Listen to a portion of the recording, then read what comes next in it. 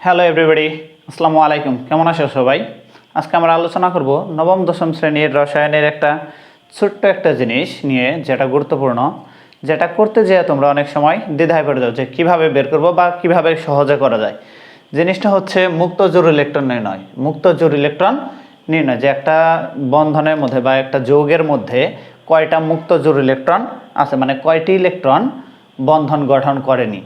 এটার জন্য আমরা ছোট্ট একটা সূত্র ব্যবহার করব। সেটা হলো, আমরা যদি কোনো যৌগের মুক্তজোড় ইলেকট্রন বের করতে যাই, সেই যৌগের মুক্তজোড় ইলেকট্রন বের করার সূত্র হচ্ছে কেন্দ্রীয় পরমাণুর মুক্তজোড় ইলেকট্রন প্লাস কেন্দ্রীয় পরমাণুর মুক্তজোড় ইলেকট্রন প্লাস পার্শ্বীয় মৌলের মুক্তজোড় ইলেকট্রন। এখানে কথা হলো, পার্শ্বীয় মৌল কি, কেন্দ্রীয় মৌল কি। পার্শ্বীয় মৌল মানে যে একটা যৌগের মধ্যে যে মৌলের পরমাণুর সংখ্যা বেশি সেটা হচ্ছে পার্শ্বীয়, আর যার পরমাণুর সংখ্যা কম সেটা হচ্ছে কেন্দ্রীয়। আরও সোজা হিসাব, যে মৌলের জারণ মান বেশি সেটা হচ্ছে কেন্দ্রীয়, আর যে মৌলের জারণ মান কম সেটা হচ্ছে পার্শ্বীয়। আর এইগুলো করার জন্য আমাদের দুইটা জিনিস বের করতে হয় মুক্তজোড় বের করার জন্য। একটা হচ্ছে কেন্দ্রীয় পরমাণু, একটা হচ্ছে পার্শ্বীয় পরমাণু। তো চলো আজকে ভিডিওর মাধ্যমে আমরা কেন্দ্রীয় পরমাণুর মুক্তজোড় ইলেকট্রন বের করাটা আমরা আগে শিখব।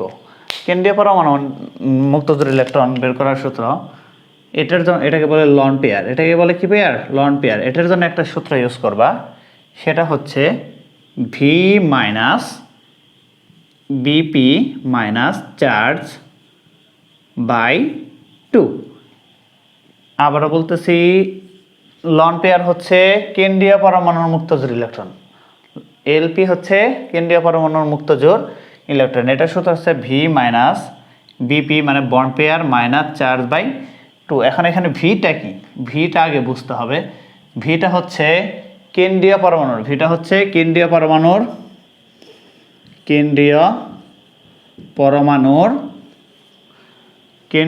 পরমাণুর সর্বশেষ স্তরের ইলেকট্রন সংখ্যা।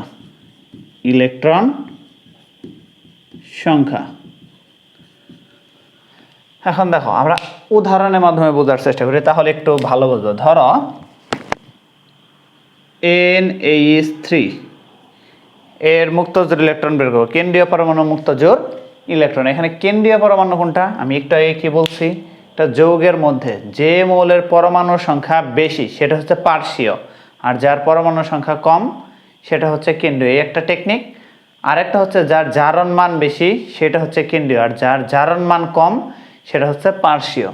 দেখো এখানে আমি দুইটা টেকনিকের একটা দেখি। এখানে হাইড্রোজেন কয়টা আছে? হাইড্রোজেন আছে 3টা, নাইট্রোজেন আছে 1টা।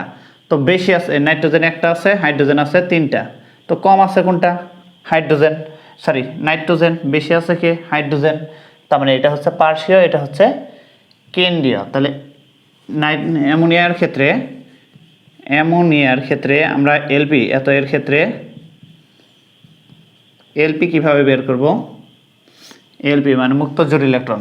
কেন্দ্রীয় পরমাণুর কার মুক্তজোড় ইলেকট্রন? নাইট্রোজেনের মুক্তজোড় ইলেকট্রন। সমান সূত্র কি? V minus BP minus charge by 2। এখন ভিটা বের করো। ভিটা কি বলছি? কেন্দ্রীয় পরমাণুর সর্বশেষ ইলেকট্রন। এখানে কেন্দ্রীয় পরমাণু কত? নাইট্রোজেন। তো নাইট্রোজেন ইলেকট্রন বিন্যাস করো। নাইট্রোজেন কত? 7। তাহলে 1s2 2s2 2p কত? 3। তাহলে এর সর্বশেষ স্তরে কয়টা আছে দেখো তো? 2 3 5টা। তাহলে নিয়ম অনুসারে কি 5 মাইনাস বন্ড পেয়ার মানে কয়টা বন্ধন গঠন করে? এখানে বন্ধন গঠন হয়েছে কয়টা? NH3-তে আমরা জানি হাইড্রোজেন কয়টা বন্ধন গঠন করে? একক বন্ধন গঠন করে। একটা হাইড্রোজেন একটা বন্ধন গঠন করে, একটা হাইড্রোজেন একটা একক বন্ধন গঠন করে। তো এখানে হাইড্রোজেন আছে কয়টা? হাইড্রোজেন আছে 3টা। তাহলে একটাই যদি একটা বন্ধন গঠন করে, 3টায় কয়টা গঠন করবে? 3টায় গঠন করবে 3টা। মাইনাস চার্জ দেখো তো এখানে এরকম প্লাস বা মাইনাস কিছু আছে কিনা? নাই। তার মানে এখানে 0, নিচে কত? 2। দেখো তো কয়টা আসে? আসে হইল 5 - 3 মানে 2, 2/2 সমান সমান কত? 1। তার মানে এখানে নাইট্রোজেনের মুক্তজোড় ইলেকট্রন কয়টা? নাইট্রোজেনের মুক্ত জোড় ইলেকট্রন হচ্ছে একটা। দেখো তো এটা এইভাবে থাকে না, এমনই একটা হাইড্রোজেন হাইড্রোজেন হাইড্রোজেন হাইড্রোজেন, তার মানে এই যে এক জোড়া হচ্ছে মুক্ত জোড় ইলেকট্রন আছে, মানে একটা মুক্ত জোড় ইলেকট্রন। মুক্ত ইলেকট্রন দুটি, কিন্তু একটি মুক্ত জোড় ইলেকট্রন। এটা গেল কার ক্ষেত্রে? অ্যামোনিয়ার ক্ষেত্রে। আমরা এখন অ্যামোনিয়া না নিয়ে অন্য কিছু নেই, PCl5 কি নিতে পারি আমরা? PCl5। দেখো PCl5 আছে, PCl3 আছে, SO2 আছে, যে কোনোটারই বের করা যায়। কয়েকটা করো তাহলেই বুঝবে। দেখো আমি PCl কত নিতে পারি? PCl5 বা PCl3, PCl5 বা PCl3।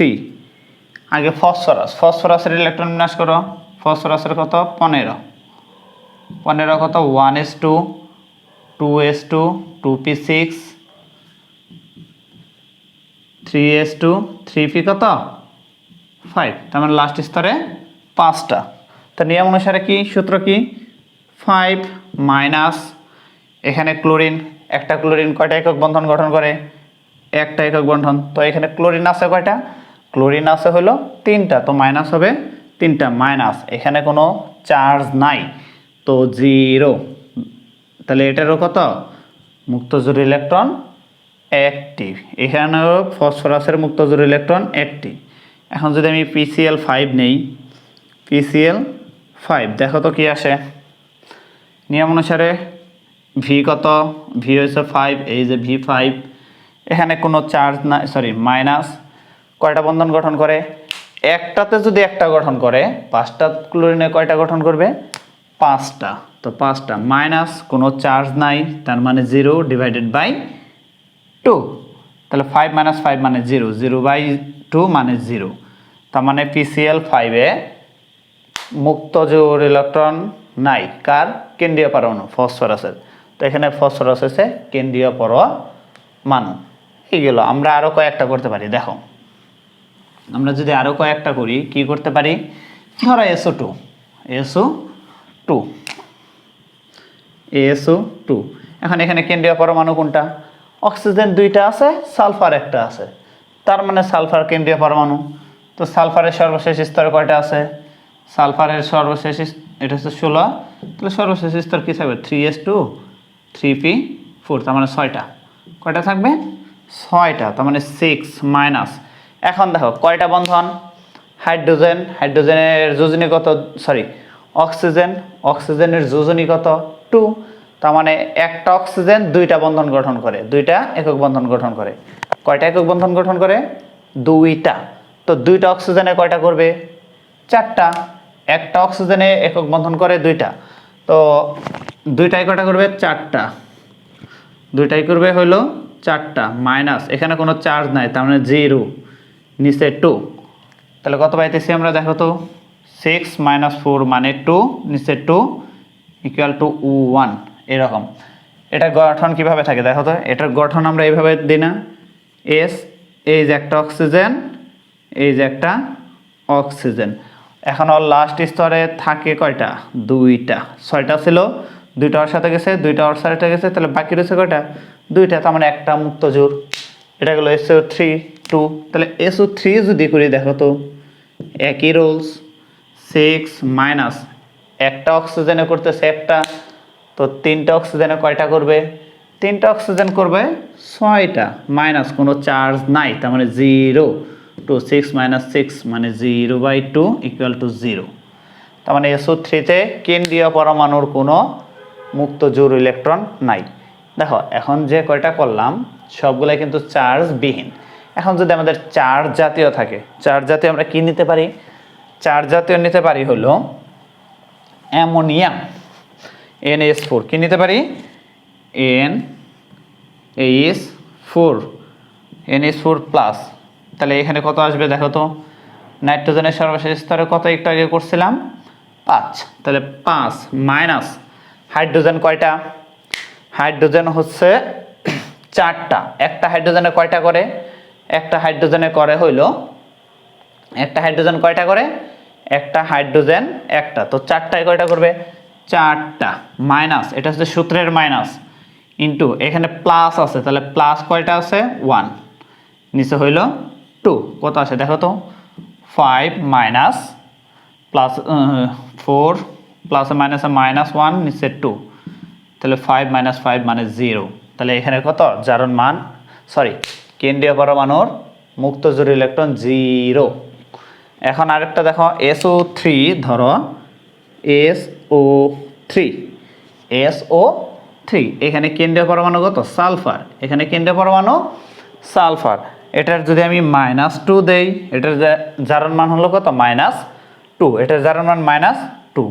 তো নিয়ম অনুসারে কি দেব আমরা, এখানে কেন্দ্রীয় পরমাণু কোনটা, অক্সিজেন আছে 3টা, সালফার আছে 1টা, তো কেন্দ্রীয় পরমাণু সালফার। সালফারের কয়টা থাকে আমরা জানি 6টা, তো এই যে 6 মাইনাস কয়টা থাকে 6টা, 6 মাইনাস একটা অক্সিজেনে কয়টা বন্ধন গঠন করে 2টা, তো 3টা অক্সিজেনে কয়টা করবে 6টা, মাইনাস এখানে 6টা -6টা মাইনাস, এটা সূত্রের মাইনাস, আর এখানে আছে কত -2, সূত্রের মাইনাস, আর এখানে -2, না মার্কারের সমস্যা করতেছে, নিচে ডিভাইডেড বাই 2, দেখো তো কত আসে 2 660 -7 +2 নিচে 2 = 1, তার মানে সালফারের, এখানে সালফারের কত SO3, এখানে সালফারের মুক্ত জোড় ইলেকট্রন 1টি। এটা পেলাম আমরা কোনটা ভাইয়া, এই লন পেয়ার। তাহলে এখন আমাদের লাগবে পার্শ্বীয়, এইটা আমরা পরবর্তী ভিডিওতে দেখব যে পার্শ্বীয় মৌলের মুক্ত জোড় ইলেকট্রন কিভাবে বের করি। এখন আশা করি সবাই কেন্দ্রীয় পরমাণু কোনটা চিনতে পারবা এবং কেন্দ্রীয় পরমাণুর মুক্ত জোড় ইলেকট্রনও বের করতে পারবা। আরেকবার বলে দেই, কেন্দ্রীয় পরমাণু মানে যার পরমাণু সংখ্যা কম আছে সেটাই কেন্দ্রীয় পরমাণু, আর একটা যৌগে যে মৌলের পরমাণু সংখ্যা বেশি সেটা হচ্ছে পার্শ্বীয়, মানে চতুর্দিকে থাকবে, আর মাঝখানে থাকবে কোনটা, যেটার সংখ্যা কম, সেটার মুক্ত জোড় ইলেকট্রন বের করার সূত্রটাই হচ্ছে LP, V minus BP minus charge. ভিটা হচ্ছে কেন্দ্রীয় পরমাণুর সর্বশেষ স্তরের ইলেকট্রন সংখ্যা মাইনাস কয়টা বন্ধন গঠন করছে এখানে পার্শ্বীয় পরমাণু, সেইটা মাইনাস যদি চার্জ থাকে, মাইনাস থাকলে মাইনাস আকারে নিব, প্লাস থাকলে প্লাস আকারে নিব। আশা করি সবাই বুঝতে পারছো, আরেকবার ঠান্ডা মাথায় দেখো, তাহলে ক্লিয়ার হয়ে যাবে। ভালো থেকো, আসসালামু আলাইকুম।